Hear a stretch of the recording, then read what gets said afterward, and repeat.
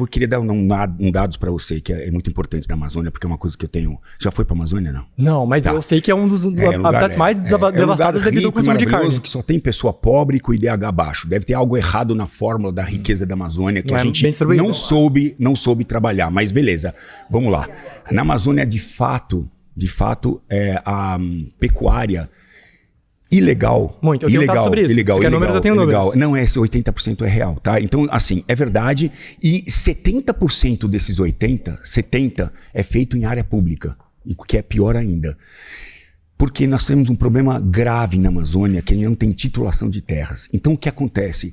As pessoas... Então, a lei foi feita para culpar aqueles que têm que ser culpados. Precisa de fiscalização, e eu não sou a favor disso. Eu acho que tem que ter porrada mesmo. Sim, isso não é uma razão para acabar. Isso não é uma razão para acabar com o boi, tá? É uma razão para organizar a questão da criação da Mas não vai organizar. Se a gente tem que produzir tantos animais para consumo humano, se é consumido, aqueles animais nem podem ser vendidos. Os animais que são criados ilegalmente, vai continuar matando mais que e mais estão em áreas irregulares, elas não podem nem entrar no sistema. A JBS nem compra esse gado, entendeu? Não é isso. Oi? Existem dados que a JBS compra de gado legal. Então, existem dados para tudo quanto é lado. Qual é o dado que você quer? Eu queria falar... Bom, você tem o seu dado, eu tenho o meu, tenho dados, eu queria comentar sobre dados que não faltam. De gases de efeito estufa, inclusive. Tá. Então, se vocês quiserem voltar... Os dados, dados existem muitos. Em primeiro lugar, o que mais emite gases de efeito estufa é o utilizamento de... Você entendeu que eu falei do boi, dos 80%, que eu concordo com você? Tenho, 70%, exatamente. E você entendeu que isso é feito ilegalmente? Do Pantanal, do Cerrado, da Amazônia. 70% é feito em áreas públicas, não é nem em áreas privadas. Tá, mas de qualquer forma, o gado destrói o meio ambiente. Mas, gente, isso faz muita diferença.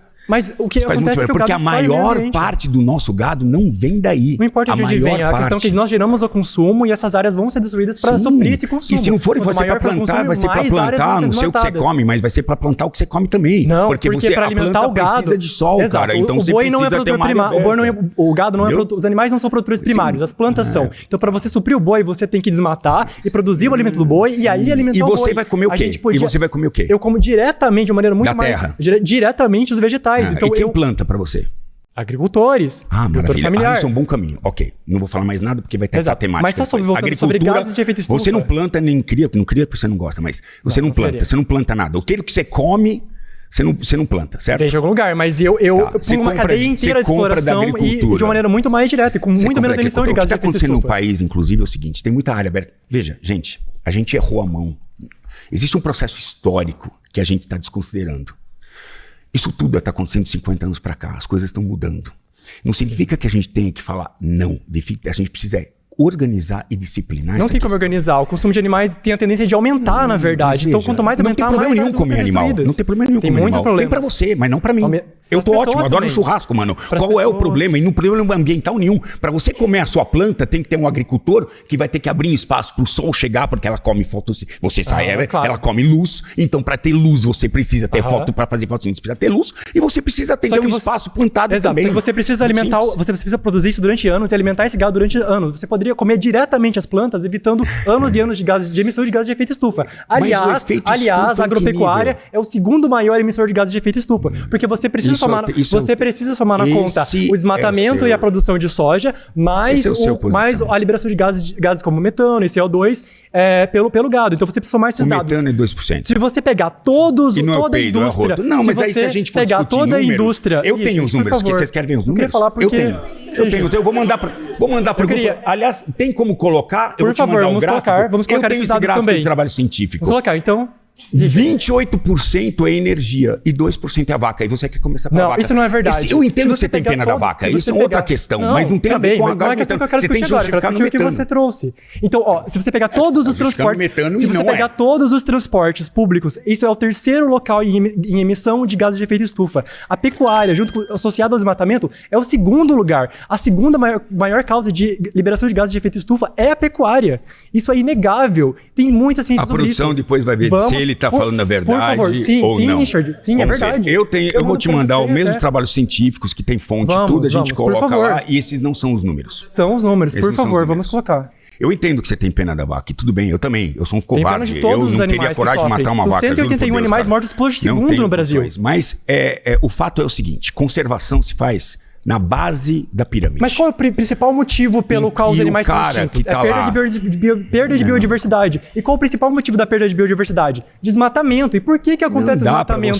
Você faz o quê? Você suplementa com o que a sua vida? Já que você está falando em coisa. Eu me alimento de vegetais, que suprem todas as vitaminas e nutrientes que eu preciso. Você não tem B12 eu suplemento. Assim como quem come carne também é suplementado, né? Não precisa. Precisa. Depende porque o gado dieta. É suplementado. O gado. Você recebe da carne Exato, carne mas eu não preciso destruir grandes áreas, me alimentar de carne. Tem 6 minutos. Não, exatamente. O próximo pode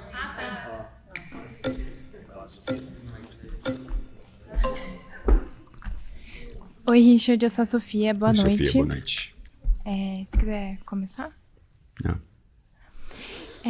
Alguns minutos atrás, você comentou sobre a questão de que realmente o gado da Amazônia, né, realmente foi aberto uma grande área para pasto ilegalmente. E você comentou que essa carne originada desses lugares não vai, por exemplo, para a JBS. Tá, vamos dar só uma pausa rápida, que eu acho que é muito importante ter um contexto histórico, porque às vezes eu como tenho quase 60 anos, então assim, há 40, 50 anos atrás, o governo brasileiro dava um motosserra pro cara ir lá. Você é de que região? Você é de São Paulo? Sou de São Paulo. Para que a gente ocupasse o norte do país, porque a gente tinha poucas pessoas lá.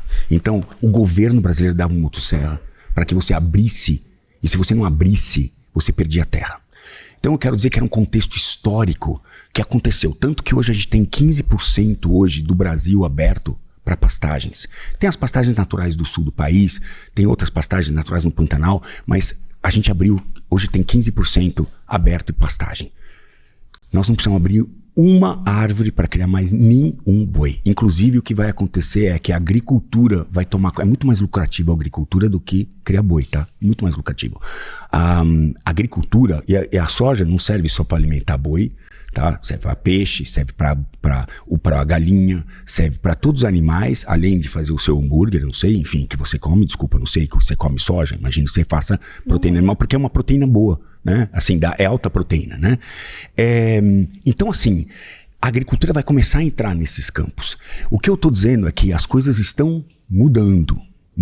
A gente não precisa condenar o boi, é só o meu posicionamento, depois a gente condena. Não precisa condenar o boi para evitar este problema que nós estamos passando agora, que você está dizendo, de desmatamento. Porque a gente está associando muito o desmatamento ao boi, como se todo o desmatamento fosse o boi. E não é exatamente assim. A gente tem um desmatamento, por exemplo, legal no país.